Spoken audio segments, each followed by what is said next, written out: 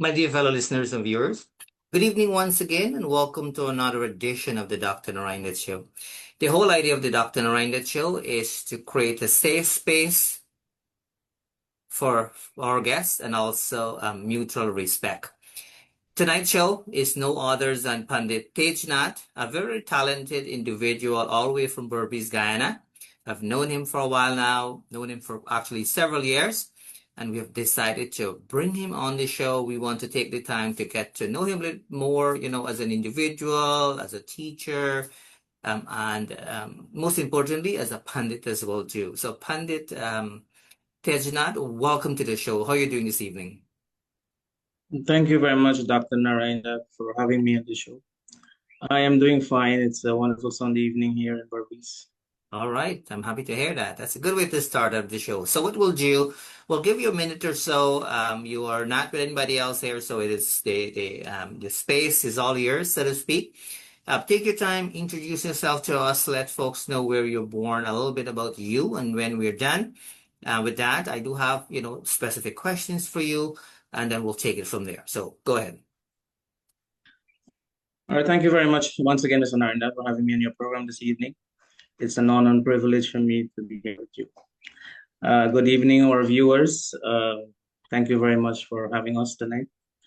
Well, I am Tajnauth Sookdeo. I born at number 55 village on the Quarantine Coast. I would have attended the number 56 primary school. Prior to that, number 54 nursery school. And then I was awarded a place at Skeleton Line Park Secondary, where I attended there for 2 years, and then I took transfer to Tagore Secondary for 3 years.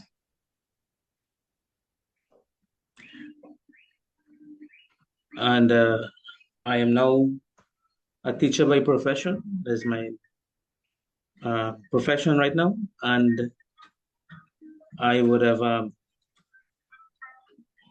also been a licensed marriage officer since 2018. And a career teacher. That's it so far. All right. Well, thank you so much for that introduction. And so before we get into any specific pieces in terms of your teaching career and, doing, Pandit work, tell me a little bit about your journey growing up as a child. I did not know that you were born at a number 55 or 55 village rather, right? Yeah. Yeah. So tell me, or tell us rather, a little bit about your journey growing up as a child. All right, Dr. Narine Dat. I grew up in a home or in a family of fishermen. So my father was a fisherman. I grew up at number 55 village. But despite my father being a fisherman, I always loved mandir activities, attending mandir from a small age. I have my aunts and uncles who used to attend mandirs, and they were singers. They sing at the mandir. So from a small age, growing up, we were very poor. And at that time it was difficult. But nevertheless, I find that I have a love for temple. I have a love for mandir. We used to have Thursday service, and after school, I will normally go to temple. That is in Namanat Sri Krishna temple. I am currently the priest in charge there right now.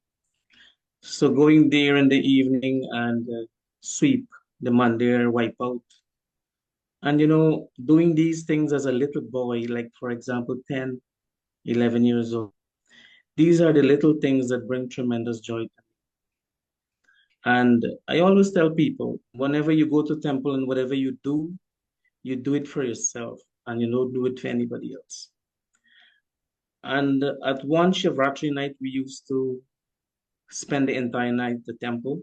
As a little boy, I took the mic and I try a thing with a bhajan. And from there on, at age 12, I built courage to sing. So my journey started as a singer. And A few pundits would have been in charge of our temple over the years when I was a little boy, and they saw potential in me. And, singing from there, I started to learn the Havan. I started to, conduct Sunday service at my own temple when Pandit is not available. So there is where my journey started. But prior to that, growing up, and in Guyana, and I'm going to say this boldly because this is reality.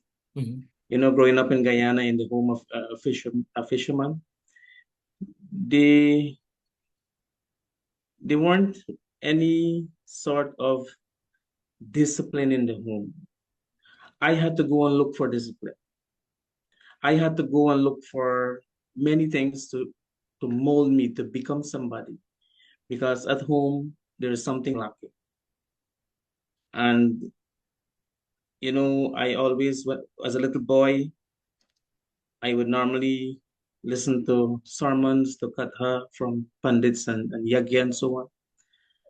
And the first thing I think that had an impact on me at a yagya, where I heard the Vyas then said, Binu satsang vivek na hoy.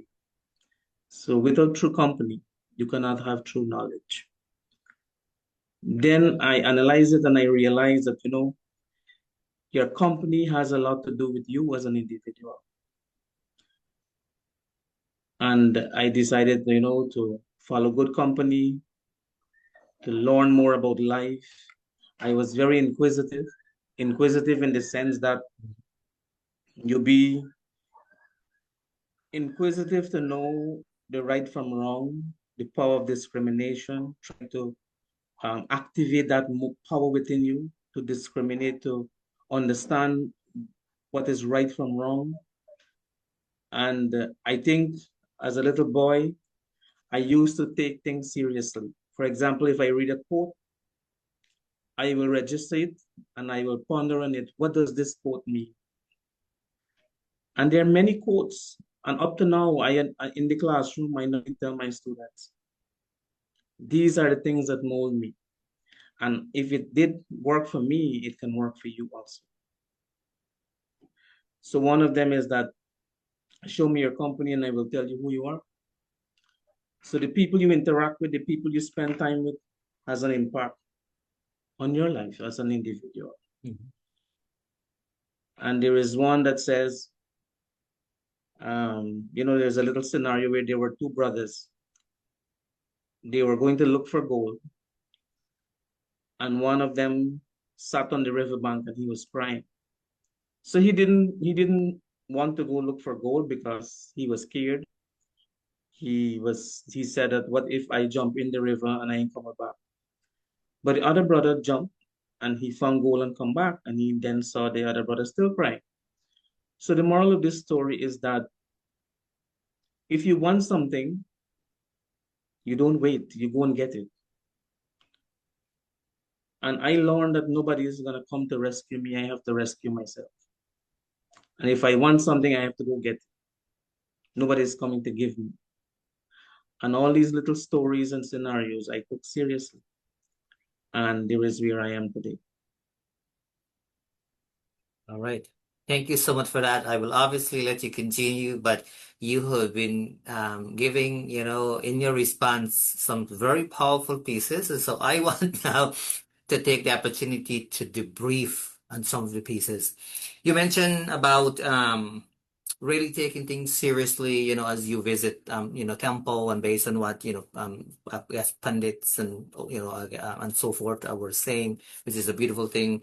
You mentioned about that, at the end of the day, we really have to surround ourselves with people, with knowledge and whatnot, because that way, we ourselves can grow and become better version of ourselves and so forth. Not that we are condemning anything here, but we want to make sure that we are always growing and all of that. And we can only, that's one of the ways for us to grow, which is awesome.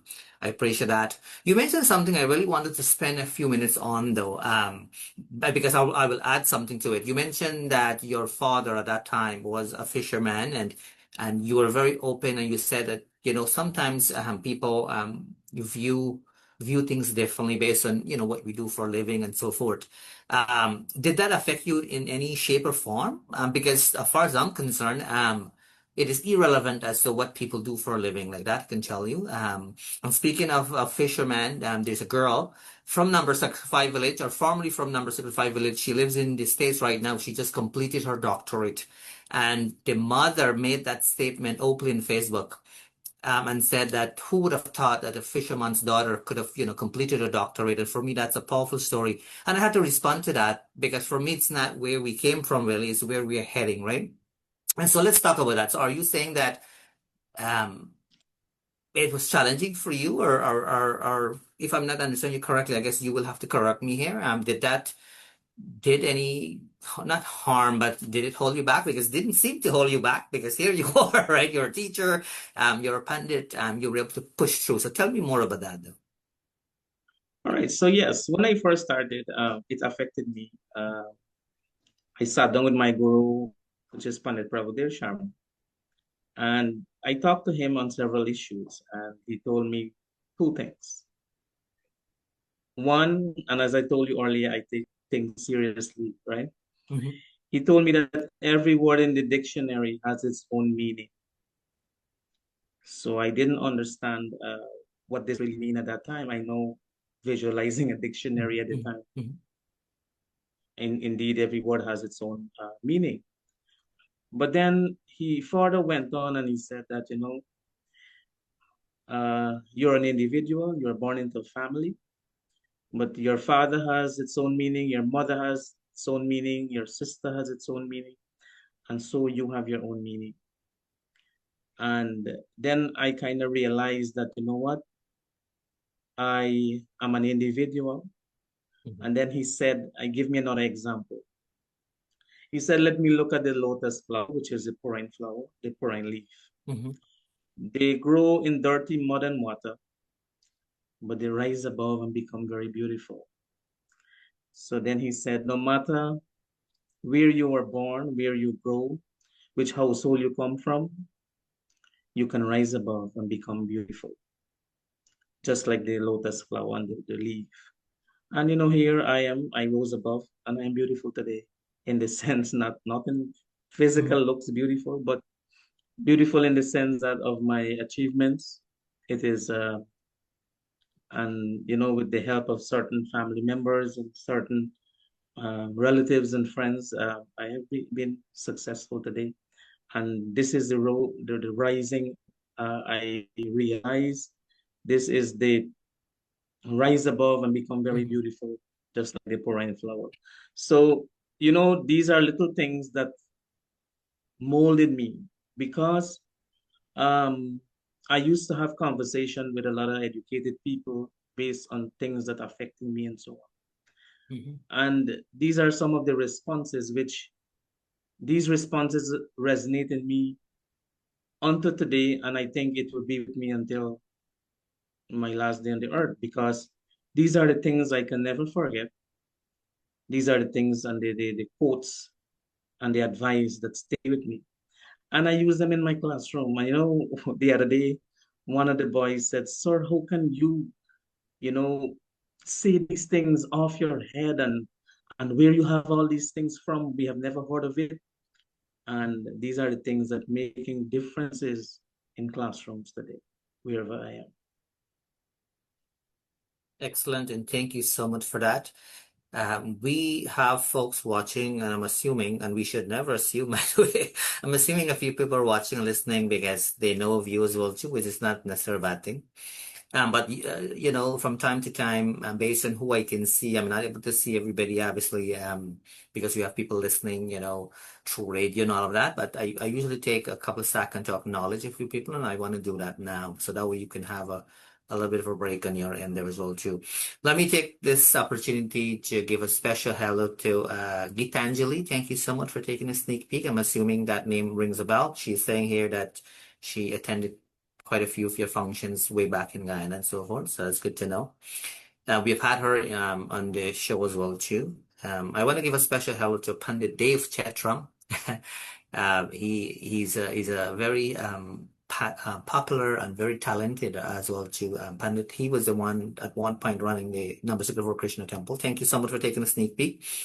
I want to give a special hello to Lolita, locally here in Kitchener as well too. So Lolita, a week from now, you will be in that seat, right? So Lolita will be our guest, and it's going to be a very good chat. So you don't want to miss that one as well too, a week from today. And so many names, I'm not able to see everybody, but for those of you who may have just tuned in, I want to remind you that we are here with our guest, Pandit Tajnauth. And I should also remind you that there are a few different ways to listen to us. You can listen to us on a regular dial, that's the radio, 102.7 CKMS FM. You can also listen to us on Rogers digital cable for those of you who have the Rogers digital box, which is a Canadian thing. So if you live in the States, don't confuse yourself with a Rogers digital box. It is a Canadian thing. And of course, we're also live streaming our interview here, and we hope that you will take the opportunity to share our page so that we can have more people get to know our guests, because he's sharing and responding, with some very insightful pieces, and that can really make a huge difference. So let's talk about the teaching thing. I like the fact that you really give a good piece in terms of you growing up and the things that motivate you as an individual. And it looks like you stayed focused so that you can be the best version of you, which is awesome. I've always, as I was saying to you, behind the camera here, I was saying to you that I always admire teachers. I always have respect for teachers. I have a teacher's degree here in Canada because at some point, you know, um, I think that I may want to do that, bits and pieces and so forth. There are lots of different, obviously opportunities as well. I'll use the term opportunities for a purpose. You could have, been doing so many different things, but you've chosen to do teaching. Why is that? All right. So I I think the reason for being a teacher is that I am passionate about children's education. Because firstly, if we want to change the world, we must begin with education. And education, we must begin with the young ones. So being a teacher, I feel that I can make a difference in the world by being a teacher to help mold young minds. But sometimes it is challenging in the classroom because you're trying your utmost as a teacher to guide and mold, but sometimes where the children come from, their Mhm, home, their background. And I used to sometimes give them real life example with myself. And you can be different. You can be what you want to be. There's nothing can stop you from being what you want to be. And sometimes spirituality comes in, help them better understand whatever I'm trying to say to them. So finishing high school at Tagore High School in 2008, um, there were some, issues financially, so I had to take up a job at the Skellen Estate. And there I work as a field inspector, where you go into fields and you inspect. That's the field with the younger canes. You inspect for rat bite, mhm, um, pests and so on. So that prompted me, and the agronomist at that time, I think his name is Mr. Simon, he motivated me to go to the Guyana School of Agriculture to do a diploma in agriculture. So I'm all motivated to go, and then I realized I need financial support. I went there because of lack of financial support. mhm, I had to leave. So I came back home, and then I applied at Tagore Secondary for the position of the laboratory assistant, science laboratory assistant. And there I was employed, and I worked there from 2010 to 2020. But being a laboratory assistant there, um, most of the time I found myself in classrooms teaching. So I most of my time at Tagore as a lab assistant, I would normally substitute for teachers who are absent, who are on maternity, who are on, mhm, you know, week council leave and so on. So I know that I have a love for teaching. Mhm. And I know sometimes, I'm going to be frank in this one, I can deliver the content very well in the classroom, despite I am not a teacher, but the Mhm. experience Mhm. and so on. And I I felt that I need to move forward. I need to go to the university, the teachers training college, because of my position at that time as a laboratory assistant. I couldn't get in the teachers training college. So I decided to go to the university again.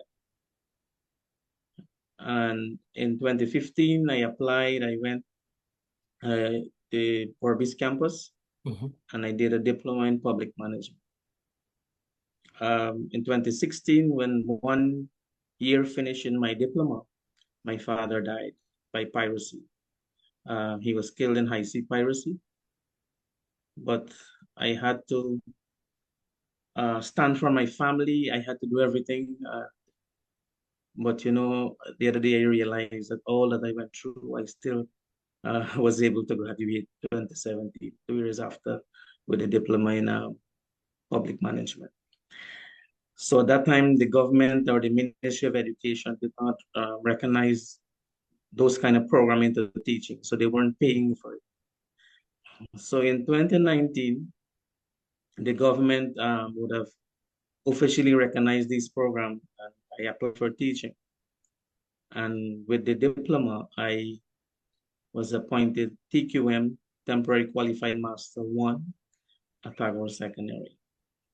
And 2019 was when COVID, Yeah. 2020, early COVID, and so on. So 2017, when I graduated with the diploma, I didn't hesitate. I applied for the degree program at the University of Guyana Burbis campus. And I attended the university, and in 2020, I graduated with a degree. So we were home teaching online on the online platform. And the government announced that they will reopen Skellen Estate, and there were vacancies, and there was a vacancy for the occupational health and safety officer. Mhm. And I applied, I got through, so I quit teaching. Um, so from Skeldon in 2020, they transferred me to Albion Estate, where I was there for an entire year. That year is for training, hands-on on the job training. So I had to train on all aspect of the estate, field, factory, administration, and so on. And in 2021, Gold Scholarship came out for the first time. Mhm. And I applied for the postgraduate diploma in business administration, from Jain University in Bangalore, India. And I am happy to be the first batch of Gold graduates. Mhm. And the program, the postgraduate diploma was 45 students in the group for the entire country. And one day, I think the second or third week into the program, I received a call from Golden Georgetown, and they asked me to be the student rep for the program. And sometimes I don't back down, I don't refuse, Mhm. because these are the things that gives me, experience, Mhm. and it gives me. I also ponder on this quote, and I said at the same time, yes, I'm ready for the position. The quote is, accept challenges so you will feel the joy of victory. So I didn't know what I had to do as a rep, what be the challenges, but I asked. And we did a 1 year program with the postgraduate diploma, and everybody at graduation day, I was praised for being a very responsive rep, and very kind and helpful rep also. Then in 2023, just 3 years in the system at high school, I was asked to go to Iflot Estate to act as a human resources manager. And I accepted the challenge again because I saw this entire thing Mhm. as growth Mhm. and development. So I accepted. I went there, and being in a different area, tree, um, getting to know people now, and so on. So many days in my office, in the HR office at the estate, I used to miss a lot of things. I used to miss molding children, miss being a teacher, and being a manager, and you have to manage these employees in the office and so on. There are certain things you can do and certain things you can't do. Yeah. And I think it was in contradiction with my personality because my personality is that I always like to help, go away and beyond the call of duty to help. And sometimes when you have to assist normal workers come into your office, because of policy, you can't help. You have to in their situation, and these are these are poor Mhm. people working at the background. Mhm. It used to affect me, and one day, and it affected me mentally too because when I was there at IFLOC, I couldn't do puja, and I think doing puja is what keep me going. Mhm. So at IFLOC, I came back home one weekend and I would have organized puja, Gangama puja at the 63 beach. So whilst doing the puja, there is something from above that came into me. And normally when I tell people this, they feel it's some kind of fancy story I'm saying. But something came into me and said, you have to give up the position at IFLOC, go back into teaching, and you have to do puja. This is what makes you happy. Because to be honest, when I was at IFLOC, I was on because I couldn't communicate much with people. I couldn't do puja. I couldn't be myself in a classroom that I normally used to. Mhm. And then I realized that teaching is my thing also because it gives me time to weekends and during the weekdays it gives me more time to do what I have to do as a pandit. And I know that I am in demand in the community and the community needs me, and I think I will be better off and be more happy coming back to Berbice and pursue my career now as a teacher and have more time to do what I love to do, which is pandit work time. So then one day I was at iFlood Estate, I sat in my office and I was wondering all the things that I worked for from age 12, 11, 12, and becoming this person and so on. Why would I want to give it up now?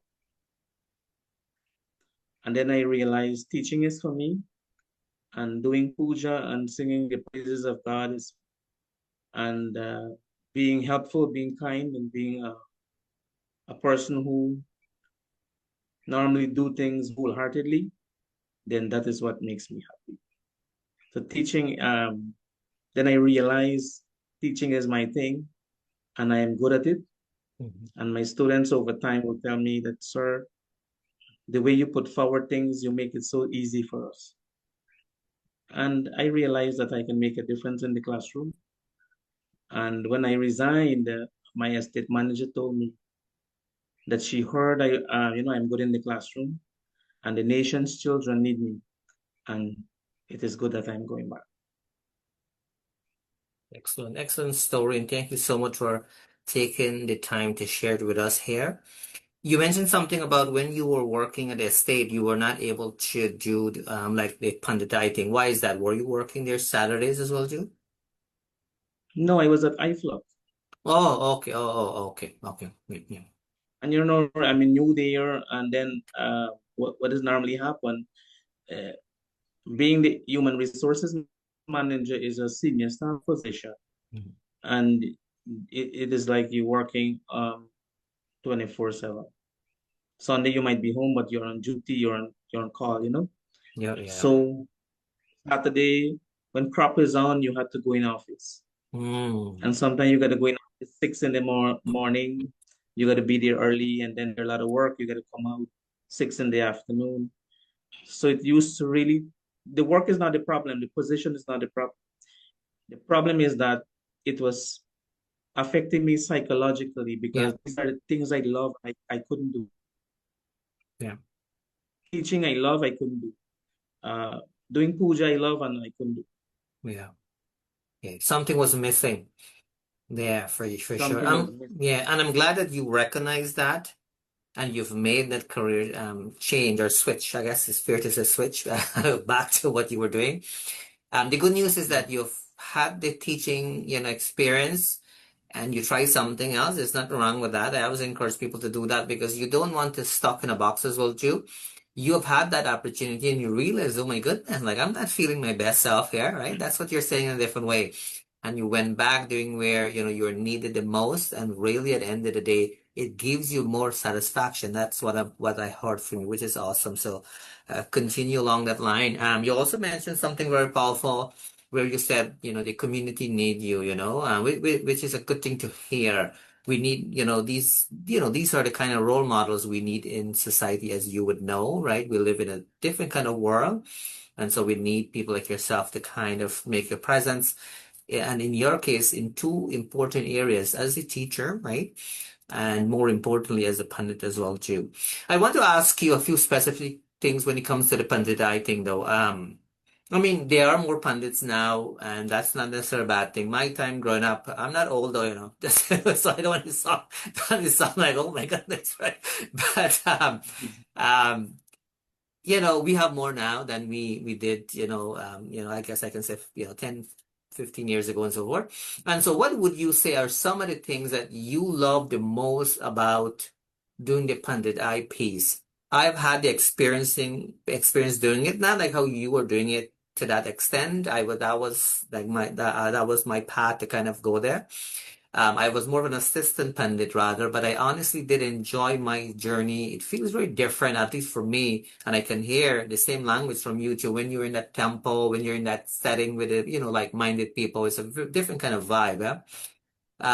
Yeah, so share with us some of your good experiences, but also later on we'll kind of ask you about some of the challenges as well too. What are some of the good things you see in terms of results? I guess that's what I'm trying to ask you here, being in this pandit thing for quite a few years.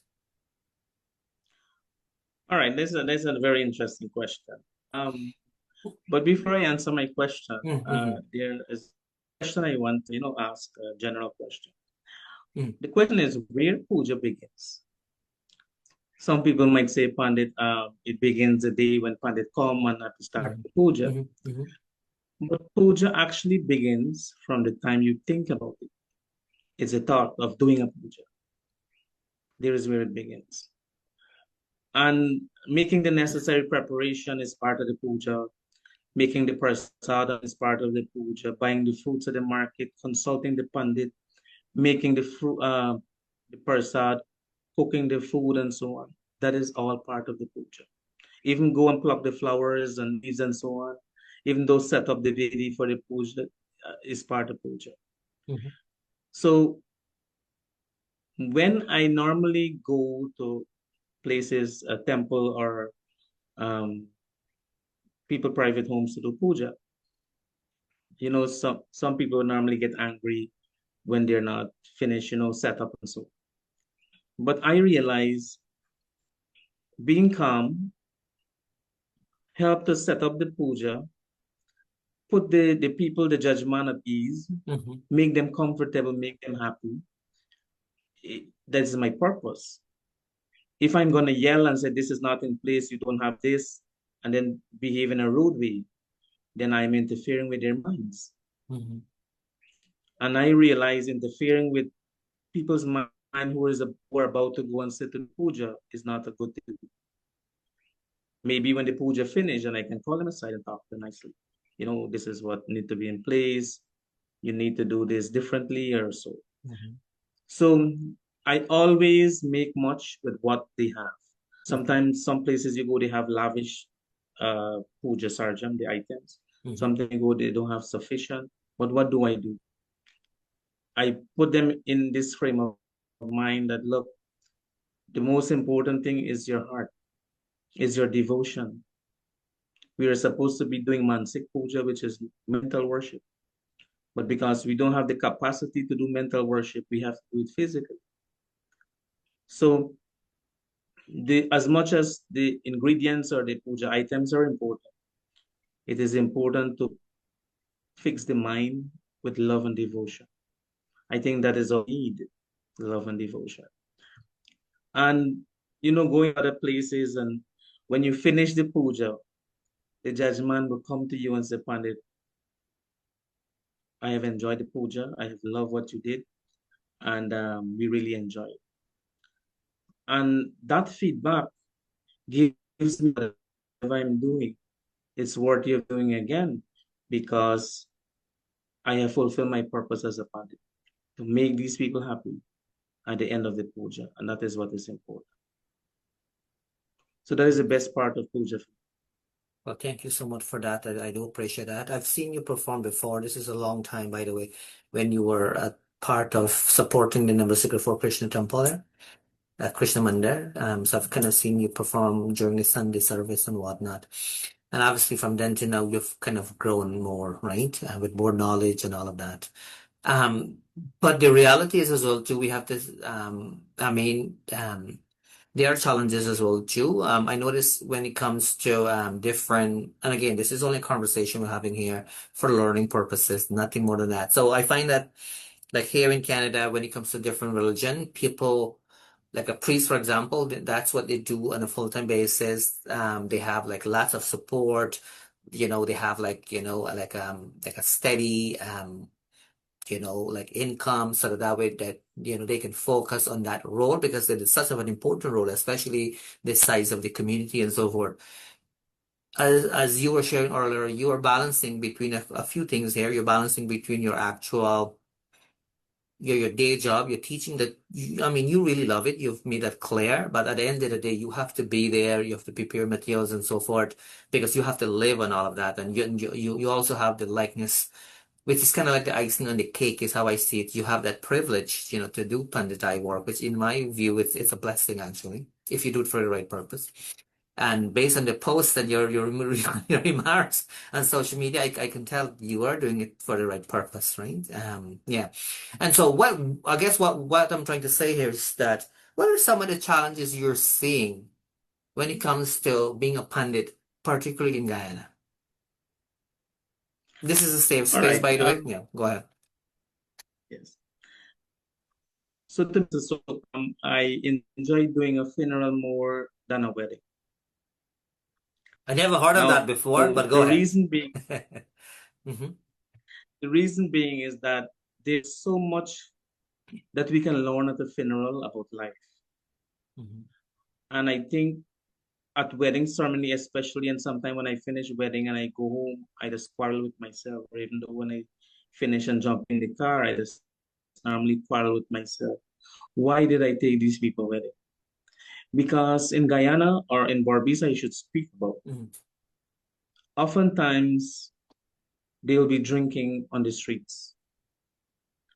And they will all sort of remarks um, and all sort of things with people who imbibe. And I think a wedding ceremony, people don't understand the sacredness of a wedding ceremony. And conducting wedding, I'm a marriage officer. I was up in 2018. hmm To date, I have conducted 60 legal marriages. And the challenge in doing wedding is that sometimes, I'm going to be honest with you, hmm the person who dressed the bride calls the shot when it comes to time. So let's say a wedding is set for 11, hmm the person who dressing the bride coming for 11. So upon it arrive at 11, now bride gonna start dressed at 11.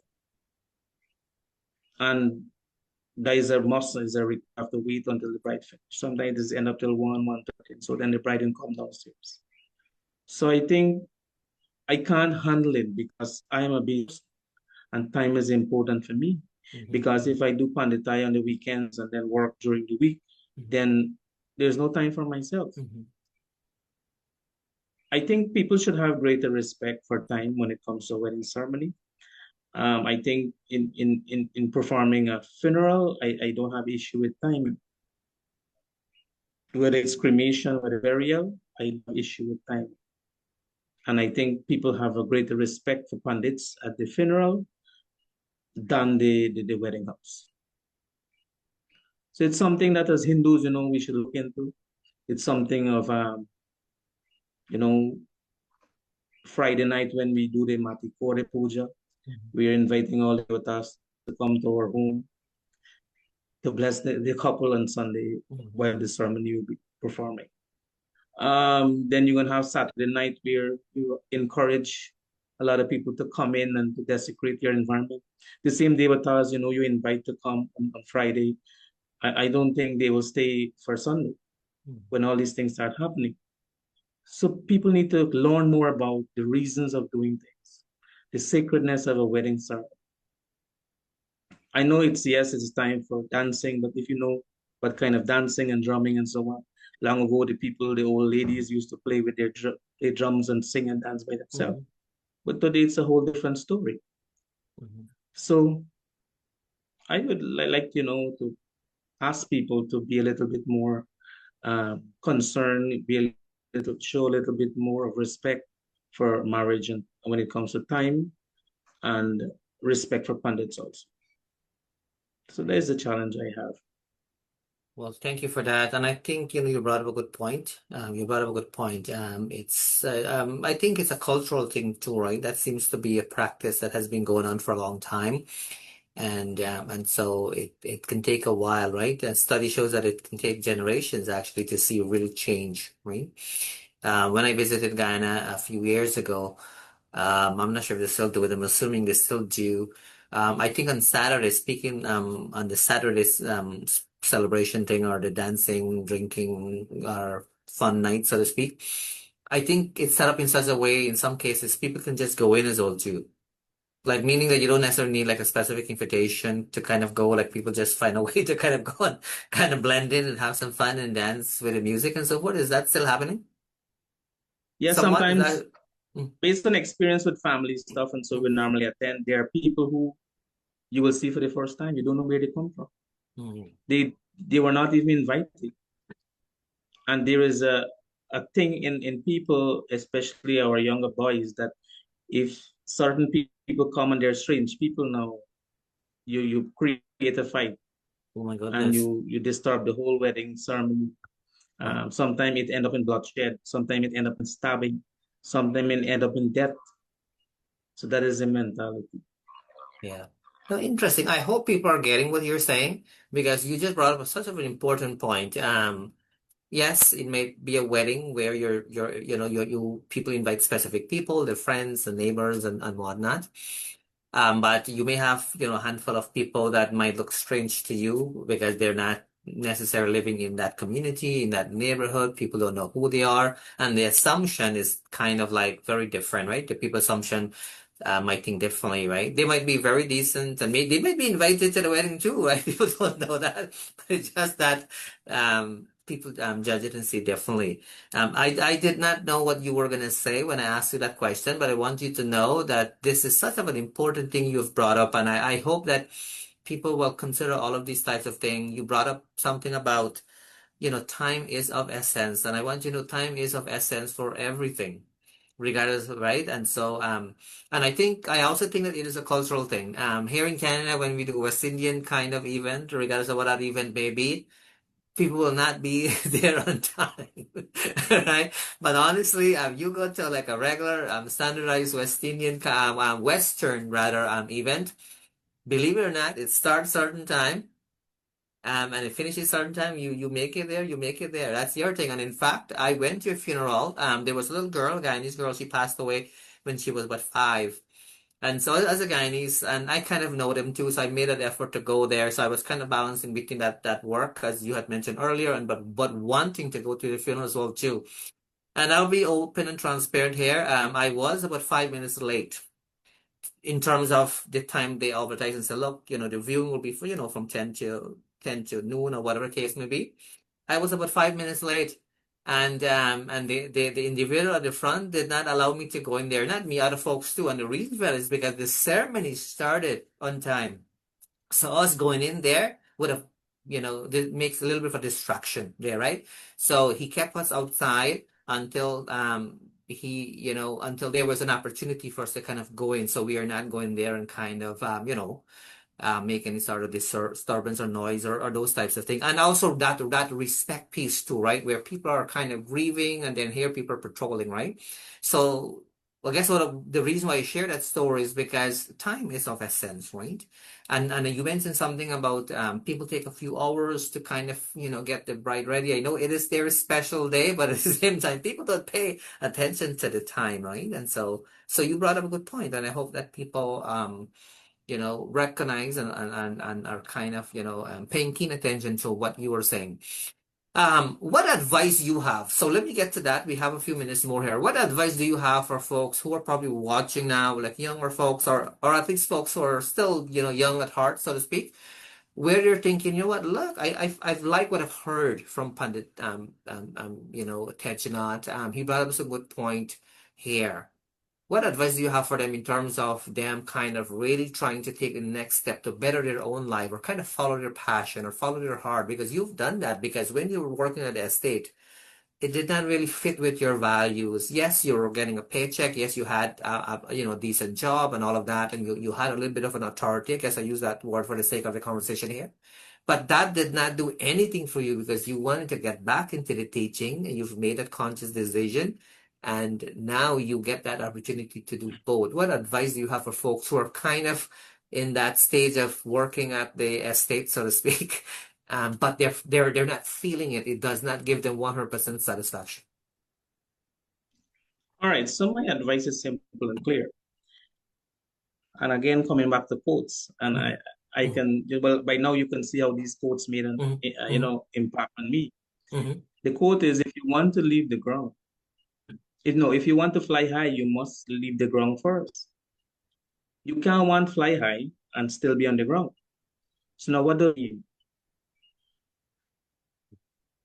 Procrastination is not good. Every day you put forward something, I will do it tomorrow. When tomorrow reach, I will do it tomorrow. If you want to achieve, start now. Don't wait. And currently I am doing a postgraduate diploma in education from the university in Guyana Turkan campus. And every time I graduate with a program, I feel I need to do something more. And when I heard colleagues say, "Man, me don't study them, me don't get what I want," it's not the same for me, right? Yeah. And simultaneously, I am also doing a degree program right now with a Catholic university in Spain, with the Gold Scholarship program. So some people would say when I advise them to look, apply for a Gold Scholarship. Pandaji, I have to work. I come home at 4 and then I don't have the time. But, please know that currently I am doing this program with the university, a postgrad diploma in education. I am with the Catholic University of Spain.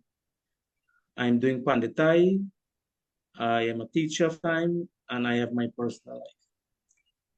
So it's managing time, budgeting, and knowing what you want. When you have a clear vision, when you have a clear goal, when you have clear objectives of what you want to be, there's nothing can stop you other than your own self. And I think a lot of people procrastinate, right? And there's scripture comes in here.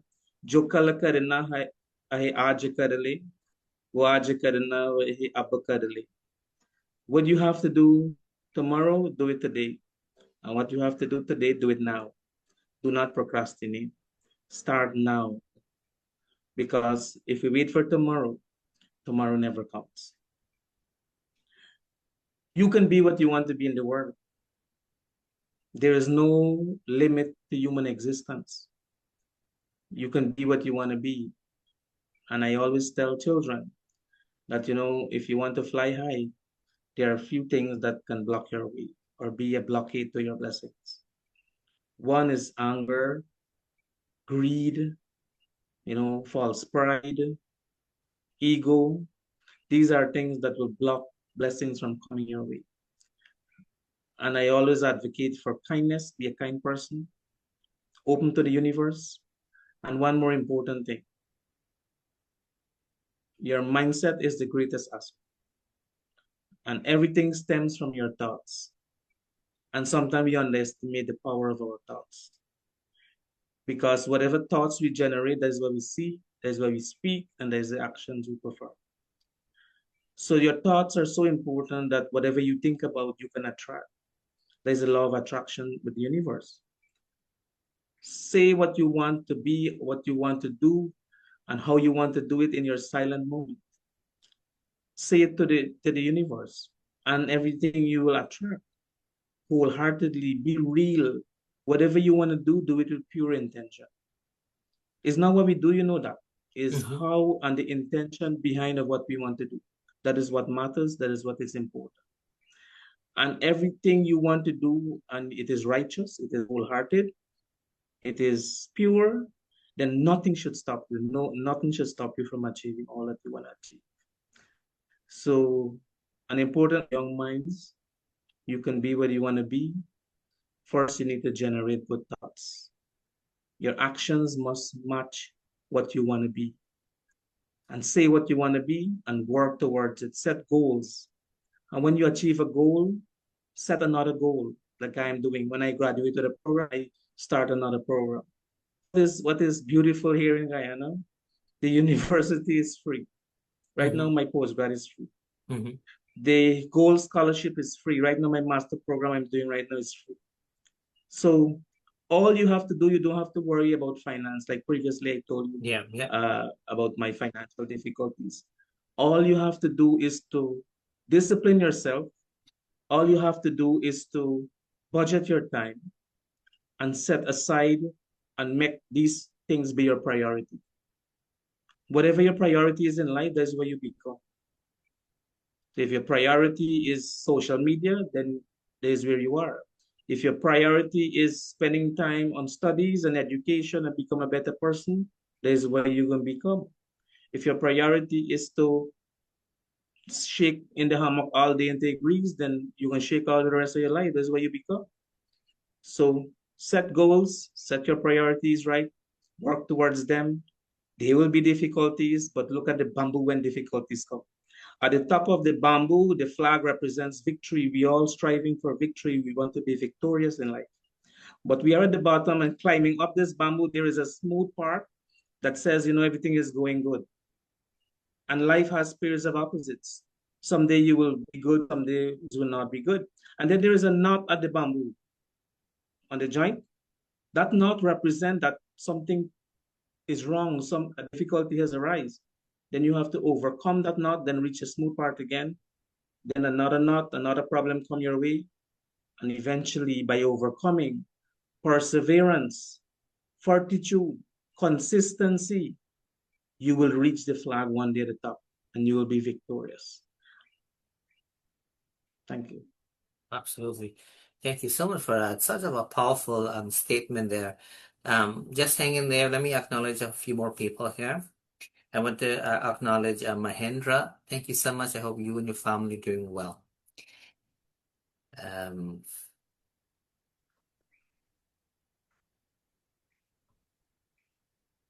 I want to also acknowledge Suresh. You will have to forgive me, guys. We live long time here in Canada, so we are accustomed to call people by their name. But I get it that in Guyana, we use the term, auntie, uncle, and by G and all this type of thing, right?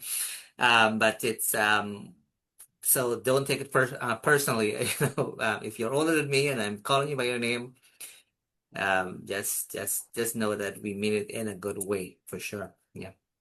Yeah, so I want to be mindful that you have a busy life, but I want to tell you this much. Despite the fact that you you are in school, you're bettering yourself, you're advancing yourself, academically, which is a good thing to do. You're working, full time, you're teaching, you're doing that content writing, and you still made the time to be here. Do know that I appreciate that. Um, but I also want you to know that your presence here, the things that you have shared, will be very impactful to the people who are listening or watching as well too. A lot of the times, I can tell you based on my experience of working with people, and part of what I do, I work in mental health as well too. A lot of times people want to do the things that you are doing, and they want to be successful as well too, but they have lots of different blockages as well too. Different people, they are not able to see things from your lens, so to speak, right? A lot of people sometimes don't believe in themselves. A lot of times people have like low self-esteem for, different reason. They came from a household where, like, you don't have these kinds of conversation. I like the fact that at the beginning of the show here, you really kind of highlight some important pieces where you really were, focusing on your own personal growth, and you've made it work for you. Not everybody can do that. So I'm very happy and pleased that you were able to kind of stay focused and say, look, I want to be the best version of me, and you are. And without any doubt, it is very clear that, there are more good things ahead, for you, right? Based on what you have shared. And I do know, like from the bottom of my heart, I hope that you have the willpower. I hope that you have the motivation. I hope you have the support to kind of continue on. Because the way I see it, the best is yet to come. I always say that we are never too young or too old to kind of start or restart any sort of initiative, right? And so speaking of school, when you were speaking, it really resonated with me because it gives me a different kind of energy. I came to this country since 1993, and I still continue on. But again, it keeps the mind young too. And I guess let me put it that way. So good for you. I'm very much amazed, very much impressed, and thank you for sharing that with us. And I'm hoping that people who are listening or watching will say to themselves, "Oh my goodness, like he's doing like two programs right now, working full time. Why can I not do one?" So hopefully that will be something impactful for people. You might never know of it, but do know that your presence here will, without any question, will make a huge impact. And I am forever grateful for that. I'm now any last minute thing. I'm now giving you opportunity to share any last minute thing you would like to share. But do know in the future, we'd love to have you back. Maybe when you have break from school or something along that line, or when you finish one of the programs, we can come and talk about your successes and so forth and what's next for you. Any last minute thing you would like to share, take the opportunity to do it. I want to be mindful that we are 1 hour difference. It's only 7 o'clock here, but it's 8 o'clock for you in Ghana. Usually the people in Ghana, they sleep early. So I want to make sure you have, time for you, but I'm forever grateful for your time. So take it away, and any last minute you would like to share, and then we'll wrap it up.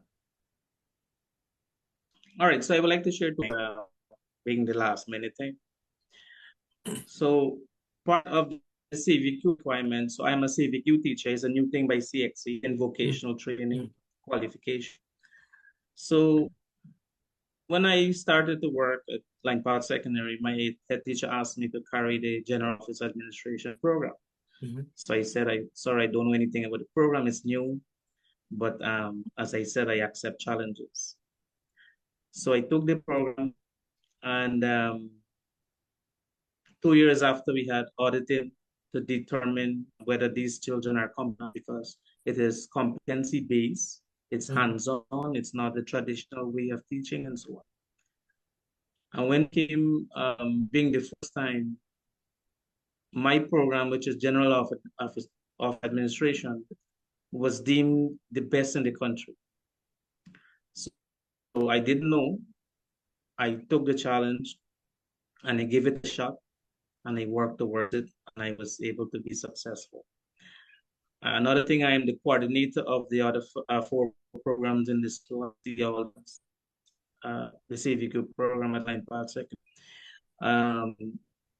I want to say that there is amazing. Their help, and sometimes, I feel like I'm happy because, being at work with wonderful people, it gives you a different energy and a different vibration. Secondly, the second thing I want to talk about, because of the CVQ program, we have established occupational health and safety coming school. So My head teacher told me that I am the best person because you had experience. Because I was employed at Skelliness 2020. I was employed as the occupational health safety officer, where I undergone 1 year training in Albion, rigorous training. So there I realized how my experience at the estate now made me the fittest person to be the occupational health and safety officer at my school now. So it all works and it all helps right the way around, you know? So yeah, awesome. That's a lot of transferable skills, right? That's excellent. Fantastic. Time goes by Right. really fast, and so I really appreciate all the things that you've shared. Very awesome, and more people get to know of you as well too. I mean, there's so many other things we can talk about too. Obviously, you visited North America. I would have liked to ask you about your experience doing Panditai here as well too, but we'll leave that for another time. Um, so just hang in there. So, my dear fellow listeners and viewers, as we are officially approaching the end of tonight's program, both myself and our guest, Pandit Tajnauth, both of us like to join together and wish you a great today and even a better tomorrow. We'll see you next time. A week from today, we'll have Lolita join us. You wouldn't want to miss that show. She'll talk about her creativity and how she started her journey, obviously, all the way back in earlier days in Guyana. And now she's kind of taking it to a whole different level here in Canada. It's a really good story. You wouldn't want to miss it. So I look forward to have you join us next week. Take good care, and we'll talk to you soon.